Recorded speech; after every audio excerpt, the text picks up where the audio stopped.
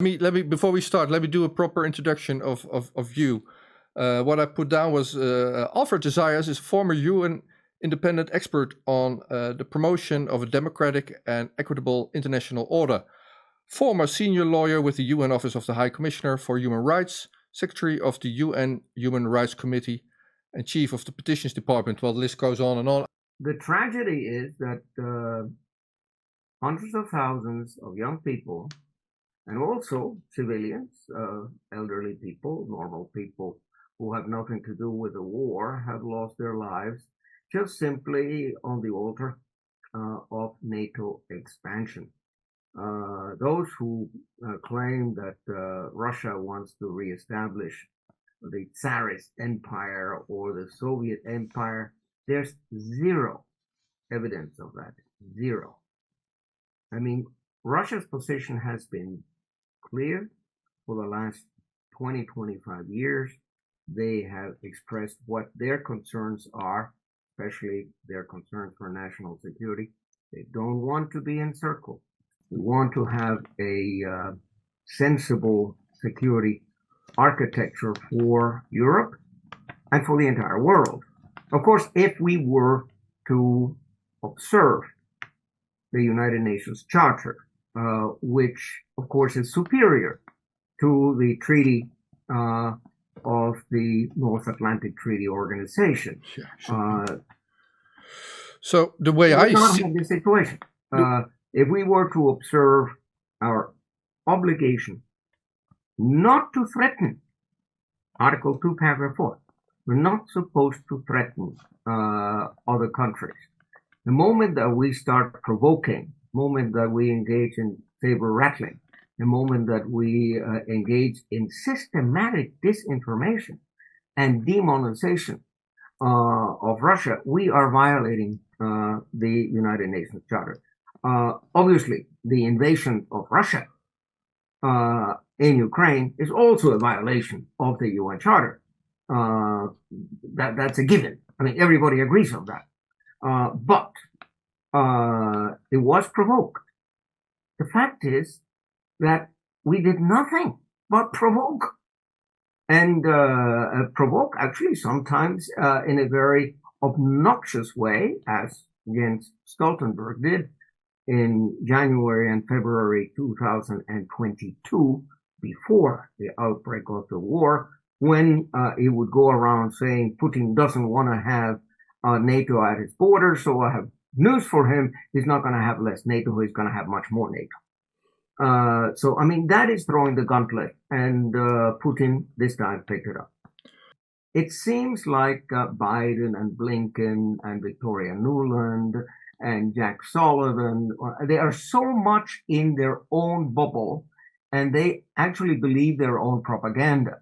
So it's a question of how can we mediate so that they can retreat without losing too much space. It's always like that in a conflict. Space, yes. But they will have to retreat because it's either accept that Russia exists, accept that China exists, and live with it, or you're going to have to destroy the entire world. If let's drill down on this thing a little further then. What you mentioned is the Digital Services Act of the European Union. That thing has gone into effect in April already, and some of the largest internet companies have gotten a couple of months to prepare for censorship rules. This thing goes into effect August 25th. August 25th, European Commission, which is not elected, European Commission can order Google, which owns the biggest search engine everybody uses and owns YouTube, also Facebook, Twitter, or some of the other biggest companies, they can order them to censor the likes of me. Not per se me as a person or Potkaars as a channel, but this interview with you. People would not be able to find it. And hang on, please. If I understand and I recognize what you say, that my rights are protected to speak and that they will not disallow me to speak. But what this law does in effect is disallow people to hear me. This is also part of the freedom of speech, the right for people to hear me. Article 19. Exactly. But where do I go then to enact those rights if the European Commission says you cannot allow Alfred de Zayas to speak? Who do I go to? What judge? You can bring the case in a Dutch court because Netherlands is one of the few countries in which you can invoke international law before a Dutch judge. You can invoke specifically Articles 14 and 19 before a Dutch court and say you are being deprived of the enjoyment of those rights. And as you say, you're very right with regard to freedom of expression. It's not just your right to express your views, but my rights to listen to you are being violated. To fix these problems, you need political will. And what are you going to do? Quis custodiet ipsos custodes, juvenalis satires. What are you going to do? How you were when the guardians are the ones who are betraying you? I mean, you cannot rely on the guardians. You cannot rely on the Human Rights Council. You cannot rely on judges of the European Court of Human Rights who are going to deny your right because they're in the service of the hegemon. How did you then? I mean, this is not in my well, this is a good conversation. Nonetheless, maybe even better if I just let this thing go. How did you end up reporting on the situation in Venezuela then? And also, how did Niels Melzer become the rapporteur on torture and picking up the case of Julian Assange? Those were two examples that come to my mind of total integrity and also of people being completely on the wrong place if you see it from a perspective of stifling. Well, how did you guys end up there? The current rapporteur on violence against women, Rim Al-Salem from Jordan, she is a Muslim, by the way. She's a very good friend of mine. And she is 100% independent and 100% professional. And for that reason, she's being mocked.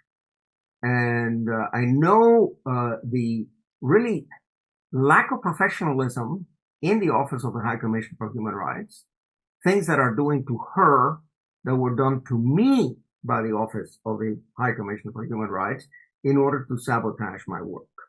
If you do not toe the line that the office wants you to toe, although by definition, I am an independent expert. I'm supposed to be independent. My code of conduct obliges me to be independent. But if you're independent, there's a price. And the price is you're going to be mobbed. The price is you're going to be deprived of assistance, for instance. You know, the light goes through cracks. And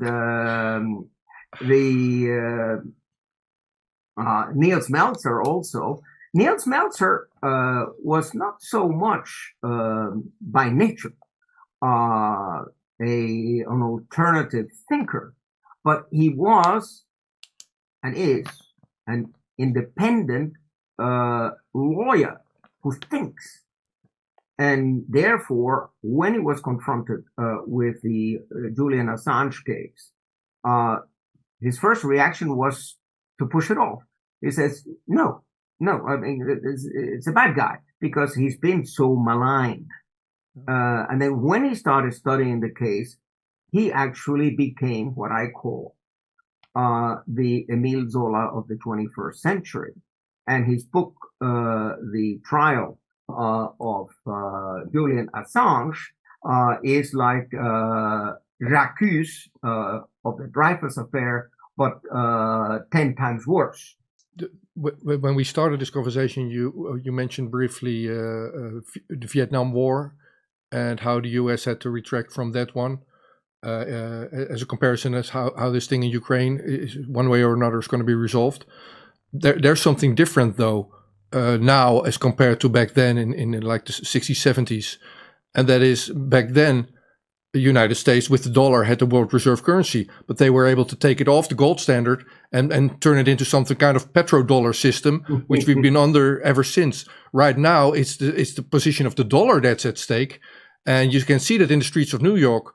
It's a fallen country already, and now the world is moving away from the dollar. So the stakes are higher now than they have ever been, and that's, for me, is an indication that even if they have to lose face like they lost face in Vietnam, this time they cannot do that because they would lose their only export product, which is the greenback.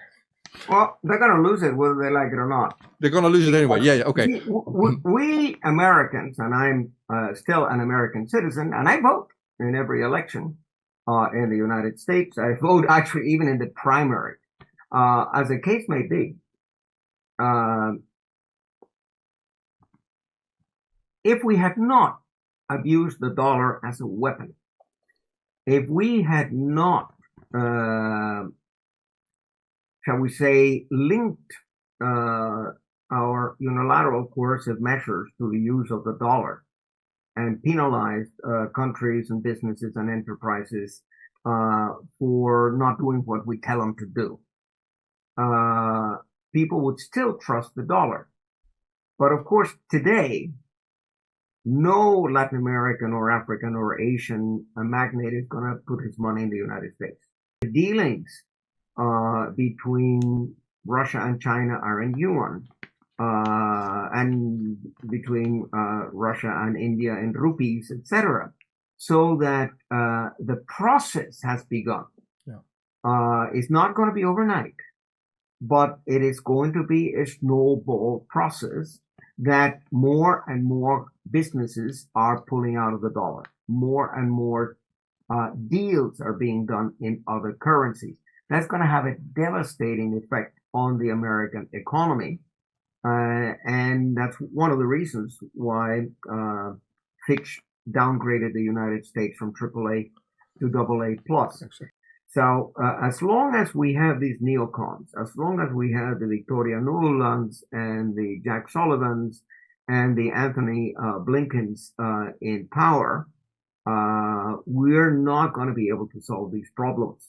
I think these people are capable of pulling the entire world down with them in nuclear apocalypse, because they are so irrational in what they're saying, and they don't realize that the global majority, Latin America, Africa, and Asia, despises them. And of course, the Dutch don't know it either, because I was now 4 weeks in Holland reading the NRC and reading the Trouw and Volkskrant. The Dutch media is very unsatisfactory. It is very much aligned with what you read in Reuters or in the AP, and that is already so biased, so one-sided. It is just a one-size-fits-all approach to politics in just one opinion. There's just one opinion that is allowed. Everything else is by definition wrong. And that would include me. yeah.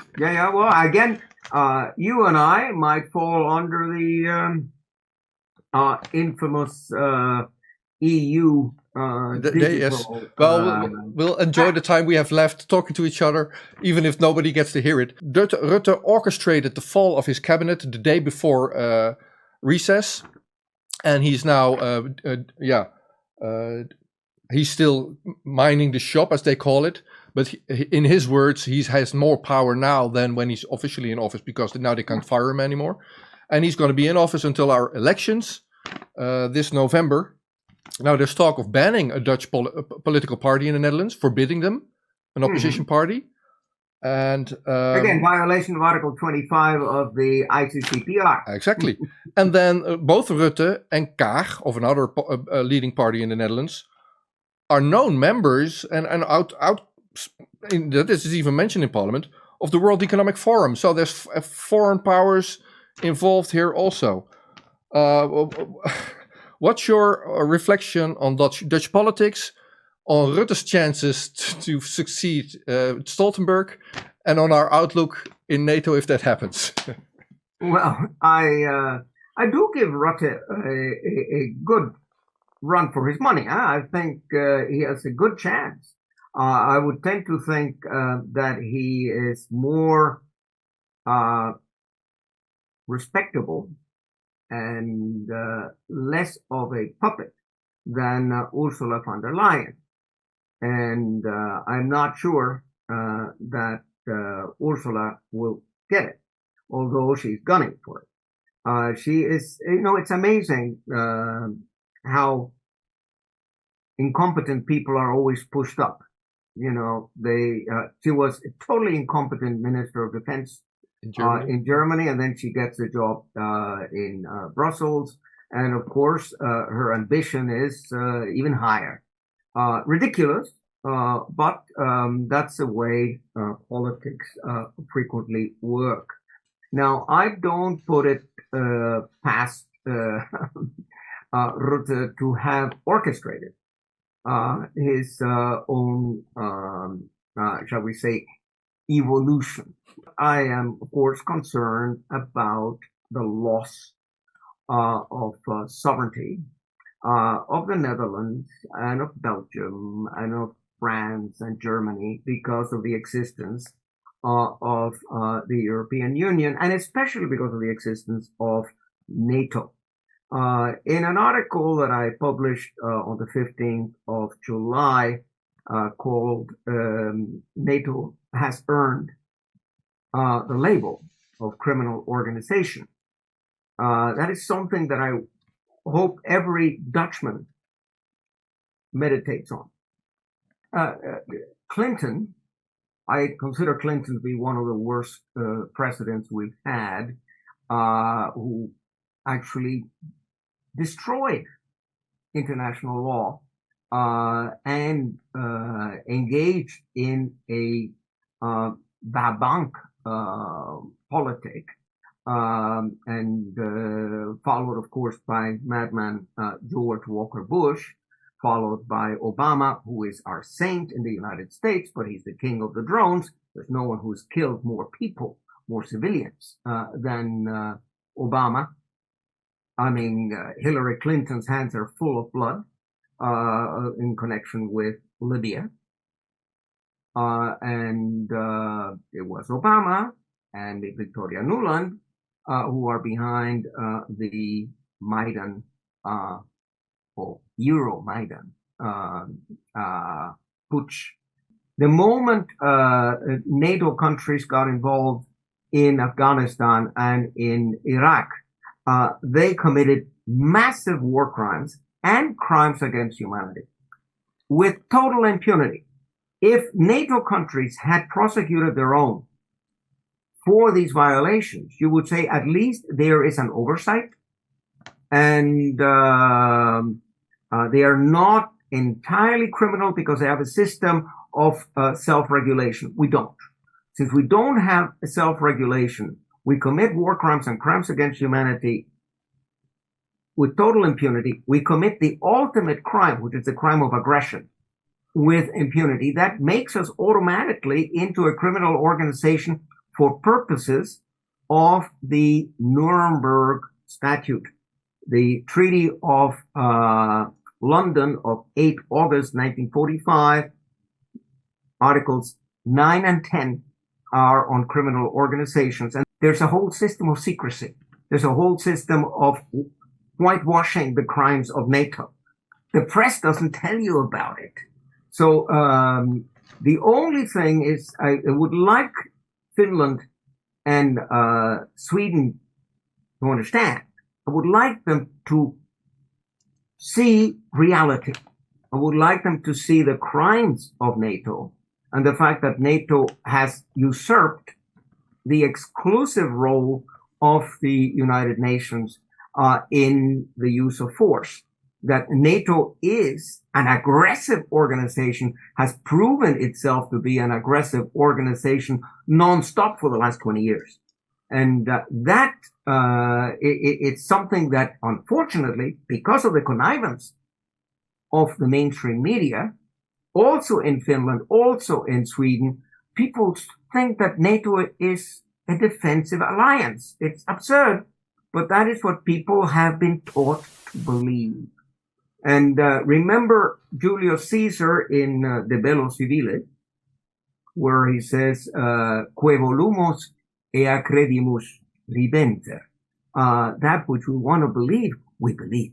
The human rights industry is a business, and there's a lot of people making a lot of money out of it. And I have here a whole chapter on the media and a whole chapter on NGOs. I mean, chapter 6 is devoted to NGOs, and I devote quite a few space to Human Rights Watch and to Amnesty International, and I document their double standards. I mean, it's not just in this one Dutch case. I mean, they use double standards right across the board. That's why I say that they're largely in the service of Washington and Brussels. And of course, follow the money. Be very careful who you give money to. And but people just don't think. They go with the flow. And since the propaganda tells you that Amnesty International is good, you're going to give your money to it. And it's a scam, like so many others. And as I said, I would warn listeners not to give money to major organizations like Amnesty and Human Rights Watch, but to prefer to give the money to local NGOs where you know what they are doing and you can monitor what they are doing, or give it directly. I mean, there's so much poverty in Europe, and there's plenty of homeless people in Europe. If you want to be nice, give some money to the homeless. If you want to be nice, be a good Christian. And the global majority doesn't necessarily agree with Washington and Brussels. So you have a possibility of winning a case in the Human Rights Committee, whereas I have my doubts that you would win the case in the European Court of Human Rights, which also has been hijacked. It also belongs to the human rights industry. I also address that in my book, The Human Rights Industry, which, by the way, it's slowly but surely is getting some good reviews. I'm not the only one who is being, shall we say, blackballed or boycotted. I mean, someone as important as Niels Meltzer. I mean, Niels Meltzer was the chair of the Human Rights Department at the Graduate Institute here at the University of Geneva. And he writes this book. You would think that the trial of Julian Assange by Professor Niels Meltzer would make the whole human rights industry stop and listen and discuss it. Because what he's showing is the breakdown of the rule of law. Alfred de Zayas, thank you very much for talking to us again. Pleasure. Looking forward to looking at October in person. Yeah, October in person. Agreed. Yeah, very good. Take care. Thanks a lot. Het gaat hier vandaag over saamhorigheid. Dagje zonder hemel. Rustig, lieg niet. Wat je normaal maken, wat niet is normaal. Every nation in every region now has a decision to make. En dan ook geen hel meer. You think I'm joking? Predator Dat is drones. best makkelijk. You will never see it coming. Wat dacht je, alle mensen Laat staan dat ik kan ingaan over vuur. bezig met vandaag.